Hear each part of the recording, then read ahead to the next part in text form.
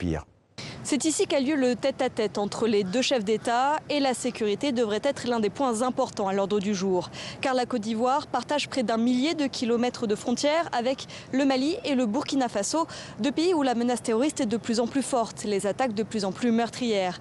Alors même si Abidjan n'a pas connu d'attentat depuis 2016, elle craint une possible contagion et la France s'inquiète également car elle compte sur la stabilité ivoirienne pour soutenir toute la région.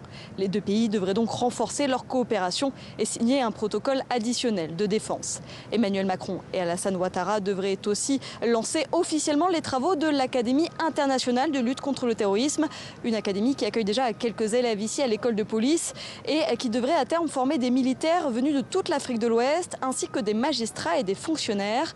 L'objectif, selon l'Élysée, c'est d'établir une stratégie globale de lutte contre le terrorisme car la menace s'étend désormais au-delà du Sahel, comme on l'a vu en mai dernier lorsque 2 Français ont été enlevés au Bénin. Et l'idée ici, c'est que les États et les armées nationales apprennent à mieux coopérer et à mener davantage d'opérations conjointes, ce qui reste encore aujourd'hui un véritable défi, même au sein de la force conjointe du G5 Sahel.